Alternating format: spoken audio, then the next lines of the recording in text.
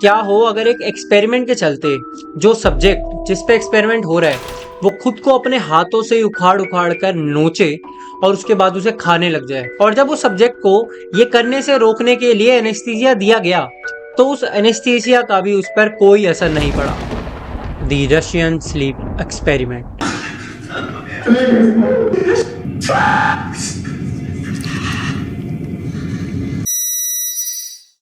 ये experiment conduct करा गया था लेट 90s में, और उस टाइम पे वर्ल्ड वॉर चल रहा था। वर्ल्ड वॉर के टाइम पर एक चीज काफी कॉमन थी, वो ये थी कि सोल्जर एक बारी में 10 घंटे से ज्यादा फील्ड पर नहीं बिता पाते थे, और हर 10 घंटे के बाद उन्हें एक पर्टिकुलर टाइम का रेस्ट चाहिए होता था। बट ये चीज रशिया को हजम नहीं हो रही थी, तो रशियन साइंटिस्ट ने सोचा क्यों ना हम एक ऐसा ड्रग इन्वेंट करें जिसके चलते इंसान बिना सोए भी अपनी एफिशिएंसी मेंटेन कर पाए। और यहां से शुरुआत हुई इस खतरनाक एक्सपेरिमेंट की। काफी दिनों की मेहनत के बाद रशियन साइंटिस्ट और रिसर्चर्स की टीम ने मिलकर एक ऐसी गैस इन्वेंट कर ली थी जिसके चलते उन्हें लगता था कि वो इंसान को बिना सोए और अच्छी एफिशिएंसी से काम करवा सकते हैं। बट दे नीड सब्जेक्ट्स जिन पर ये गैस ट्राई कर सके, एंड सब्जेक्ट में भी they need humans. World war के टाइम पे ये चीज काफी आम थी, जब भी दूसरी कंट्री का सोल्जर अपनी कंट्री में पकड़ा जाता था तो उसको बंदी बना लिया जाता था और उस पर बहुत अजीब अजीब तरीके का टॉर्चर करा जाता था। तो यहाँ पे साइंटिस्ट ने सोचा कि क्यों ना उन्हीं पकड़े हुए सोल्जर्स को ये लोग अपने एक्सपेरिमेंट में एज अ सब्जेक्ट यूज करें। जैसा कि मैंने तुम्हें बताया कि रिसर्चर ने डिसाइड कर लिया था कि उन्हें सब्जेक्ट कौन से लोग चुनने हैं, तो रिसर्चर ने सबसे पहले 5 सब्जेक्ट चूज करे। उसके बाद उन्होंने एक ऐसा रूम चूज करा जिसमें माइक्रोफोन्स एंड कैमरा अटैच कर दिए गए थे। उस रूम के अंदर एक वेंट की मदद से कांस्टेंट वो एक्सपेरिमेंट वाली गैस भेजने का भी सेटअप तैयार कर लिया था। एंड जो ध्यान रखने वाली चीजें हैं वो ये है कि इस रूम में books, food, toilet and oxygen level check करने के लिए भी सेटअप तैयार करा गया था। बट इतना सब करने के बाद भी साइंटिस्ट और रिसर्चर को कहीं ना कहीं कुछ कमी लग रही थी, बिकॉज वो कहीं ना कहीं ये चाहते थे कि एक्सपेरिमेंट के टाइम पे सब्जेक्ट बिल्कुल भी स्ट्रेस में ना हो। तो ये स्ट्रेस वाला फैक्टर खत्म करने के लिए साइंटिस्ट ने सब्जेक्ट्स को बोला कि अगर तुम 30 दिन तक हमारे साथ कॉपरेट करोगे तो 30 दिन बाद हम तुम्हें खुला छोड़ देंगे। एंड ये एक इकलौता ऐसा फैक्टर था जिसकी वजह से सब्जेक्ट विदाउट स्ट्रेस एक्सपेरिमेंट में पार्ट लेने के लिए मान गए थे। Experiment started. जैसे ही उन 5 सब्जेक्ट को सेटअप वाले रूम में भेजा गया उसके अगले मिनट से ही वो गैस का कांस्टेंट सप्लाई उस रूम में स्टार्ट हो गई। ये एक्सपेरिमेंट 30 डेज का है, बट इसे इजीली समझाने के लिए मैं तुम्हें 5-5 दिन के इंटरवल में समझाऊंगा। Day 1 to day 5। डे 1 से लेकर डे 4.5 तक सब कुछ नॉर्मल था। वो 5 सब्जेक्ट काफी खुश थे, वो एक दूसरे से बातें कर रहे थे, उन्हें जब भूख लग रही थी वो खाना खा रहे थे, जब वो बोर हो जाते थे तो वो बुक्स पढ़ लेते थे। एंड रिसर्चर भी काफी खुश थे कि 4.5 दिन तक इन लोगों को बिल्कुल भी नींद नहीं आई है। बट सडनली डे 4 के एंड पे एक ऐसी चीज हुई जो देख साइंटिस्ट को लगा कि कुछ गड़बड़ है। जैसे ही चौथा दिन एंड होने वाला था, साइंटिस्ट ने नोटिस करा कि सब्जेक्ट्स की बातें काफी डार्क हो चुकी हैं। वो सिर्फ मरने मराने की बातें कर रहे हैं। मरने मराने की बातों से आई मीन टू से वो एक दूसरे को अपने वो किस्से बता रहे हैं जब वो मौत को बिल्कुल छू के बचे थे, या वो कैसी मौत चाहते हैं। ये चीज जैसी साइंटिस्ट ने नोटिस करी उनको थोड़ा वियर्ड फील हुआ, बट उनका सिर्फ एक ही एम था, उन्हें गैस को इन सब्जेक्ट्स पर ट्राई करना था एंड उन्हें जितनी जल्दी हो सके ये गैस अपने सोल्जर्स को प्रोवाइड करवानी थी। तो साइंटिस्ट इस चीजों को इग्नोर कर देते हैं। जैसे ही 5वां दिन शुरू होता है, रिसर्चर नोटिस करते हैं कि उन 5 सब्जेक्ट में से एक सब्जेक्ट उन माइक्रोफोन्स के पास आता है जो उस कमरे में लग रहे थे, एंड उसे पकड़ के खुद से ही मरने की बातें करने लग जाता है। वो खुद से ऐसी ऐसी बातें कर रहा होता है जिसको सुनकर साइंटिस्ट को लग रहा होता है कि कुछ तो साइड इफेक्ट्स हो सकते हैं इस गैस के।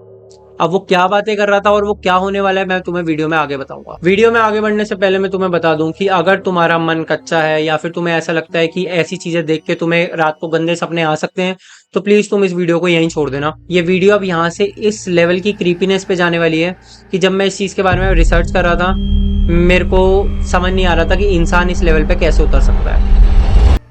Anyways, back to the story. Day 6 to day 10। इन 5 दिनों के अंदर ना तो सब्जेक्ट्स ने कोई मूवमेंट दी, ना तो सब्जेक्ट्स की तरफ से कोई आवाज आई जो माइक्रोफोन कनेक्ट कर पाता, और ना ही साइंटिस्ट को कुछ ऐसा देखने को मिला जिसको वो देख के किसी कंक्लूजन पे आ सकते। साइंटिस्ट ने ये नोटिस करा कि इस पूरे 5 दिन के पीरियड में सब्जेक्ट सिर्फ या तो एक दूसरे को घूर रहे थे या तो सिर्फ दीवार को घूर रहे थे। और यहाँ पे जो एक वियर्ड चीज थी वो ये थी, पहले साइंटिस्ट को लग रहा था कि हो सकता है कि ऑक्सीजन की कमी की वजह से या फिर इस गैस की ज्यादा मात्रा की वजह से इनकी बॉडी अनकॉन्शियस स्टेट में जा रही है। बट जब ऑक्सीजन लेवल चेक करे गए और जब बाकी सारे टेस्टिंग भी चेक करी गई तो एवरीथिंग वाज फाइन। तो जब साइंटिस्ट ने देखा कि सारी मेडिकल रिपोर्ट ठीक आ रही है तो साइंटिस्ट ने इस एक्सपेरिमेंट को नहीं रोका। सडनली 10वें डे के एंड से पहले एक ऐसा इंसिडेंट होता है जिसके बारे में साइंटिस्ट ने सोचा भी नहीं था। उन 5 में से एक सब्जेक्ट अपनी जगह से उठता है और जोर जोर से चिल्लाने लगता है। पहले वो एक कांस्टेंट आवाज से चिल्ला रहा होता है, बट धीरे धीरे उसकी आवाज की पिच और या मैं बोलूँ उसकी आवाज की वॉल्यूम बढ़ती जा रही थी। आप लोग गेस करो कि वो सब्जेक्ट कितनी देर तक चिल्लाया होगा। वो सब्जेक्ट वहां पर तब तक चिल्लाया जब तक चिल्ला चिल्ला के उसके वोकल कॉर्ड्स फट नहीं गए, और वोकल कॉर्ड्स फटने के बावजूद भी वो चिल्लाता रहा, और वो तब तक चिल्लाता रहा जब तक उसकी गले से आवाज निकलनी बिल्कुल बंद नहीं हो गई।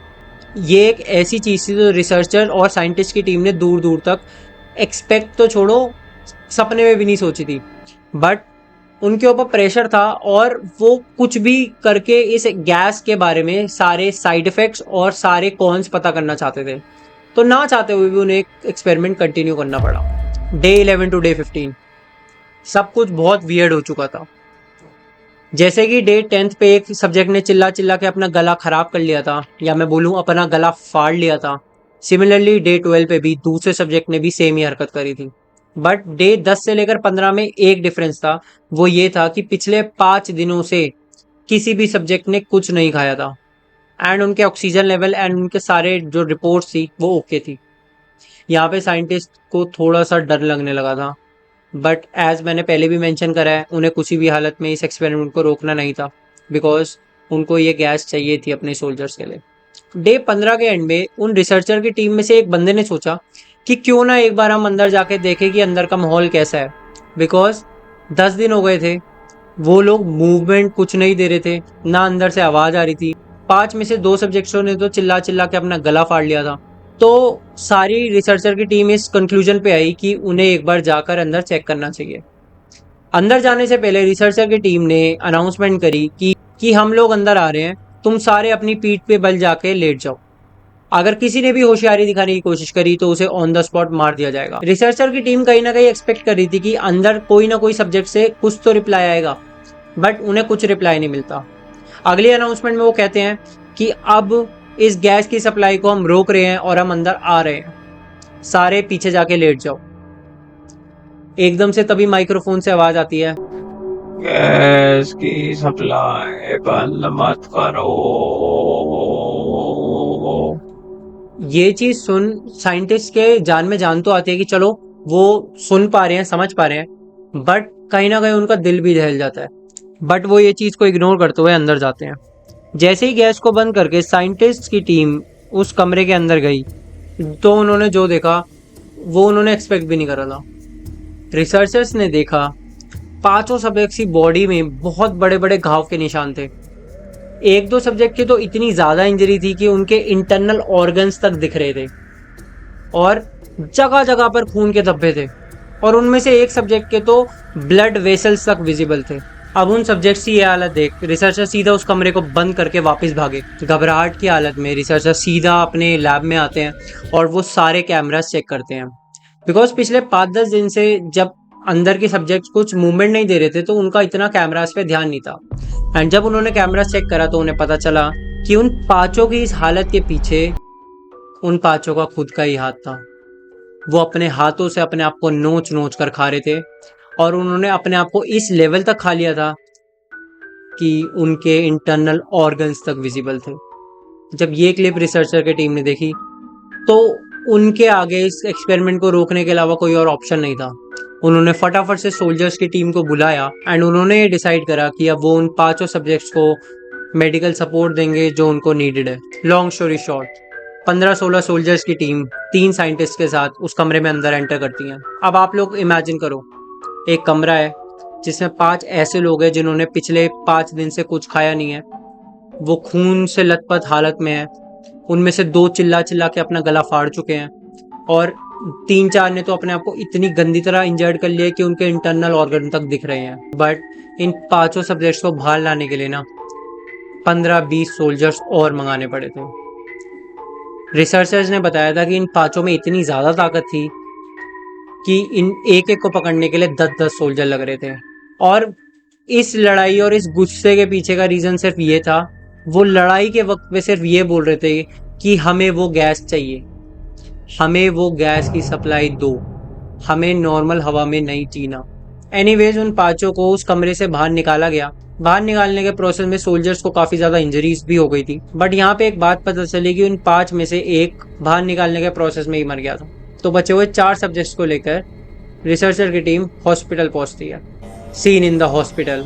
जैसे ही बचे हुए 4 सब्जेक्ट्स को हॉस्पिटल लाया गया, उन 4 में से 2 की हालत इतनी बुरी थी कि उन्हें बचाने के लिए ऑपरेशन करना ज़रूरी था। बट वो सब्जेक्ट्स कंट्रोल में ही नहीं आ रहे थे।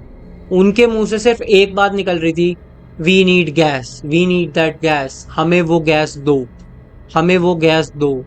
बट सर्जरी करने के लिए डॉक्टर्स को एक स्टेबल बॉडी चाहिए होती है। तो डॉक्टर डिसाइड करते हैं कि सब्जेक्ट्स को एनेस्थीसिया देने का। और ये वही बात है जो मैंने वीडियो के स्टार्टिंग में तुम्हें बताई थी। एनेस्थीसिया एक ऐसा ड्रग होता है जिसको एक पर्टिकुलर अमाउंट में यूज करा जाता है, जिससे कि बॉडी बेहोश हो जाती है। बट यहाँ पे उस अमाउंट से 4 गुना ज़्यादा तक एनेस्थीसिया यूज हो चुका था। बट ये सब्जेक्ट्स बेहोश होने का नाम ही नहीं ले रहे थे और ना ही उनकी बॉडी काबू में आ रही थी। तो फाइनली डॉक्टर्स की टीम ने और वहाँ के नर्स वगैरह की टीम ने उन सब्जेक्ट्स को ऑपरेशन के दौरान उस बेड से जंजीरों से बांध दिया। उस ऑपरेशन के दौरान डॉक्टर्स और नर्स ने 2-3 ऐसी बातें बताई थी कि जब रिसर्च करते हुए बातें मुझे पता चली तो एक बारी को मेरा मेंटल पीस खराब हो गया था। वो बातें ये थी, पूरी सर्जरी के दौरान वो सब्जेक्ट सिर्फ डॉक्टर को देख के हंस रहा था और वो नर्स को बोल रहा था, डॉक्टर को बोलो जो करना है करे, बस हमें वो गैस दे दे।